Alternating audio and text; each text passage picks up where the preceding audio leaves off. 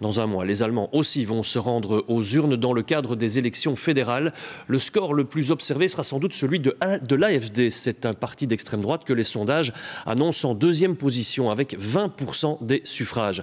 Et cette perspective a poussé des dizaines de milliers d'Allemands à descendre dans la rue hier pour clamer la crainte de la montée de l'extrémisme dans le pays. Explication et récit de ces manifestations avec Pierre Foulon et Benjamin Verporten.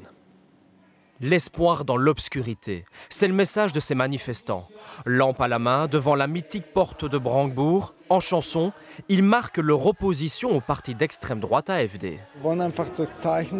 Nous voulons simplement faire savoir que la démocratie est une bonne chose et nous devons tout simplement nous unir et surtout dévoiler les mauvaises pratiques de l'AfD qui ne sont pas conformes, qui ne sont pas raisonnables. À 4 semaines des élections, l'AfD est deuxième dans les sondages avec 20% des intentions de vote. Ici, les messages d'opposition sont clairs, entre rejet du parti de ses valeurs et référence au régime hitlérien. Je trouve tout cela très effrayant, ce qui se passe en ce moment avec une campagne électorale qui s'est déplacée très fort à droite.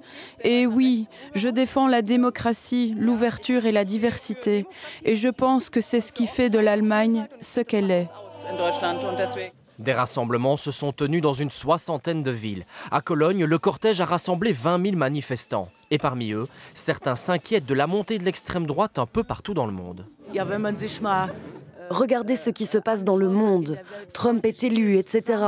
Et quand vous regardez cet Elon Musk, je pense qu'il est très important de défendre la démocratie.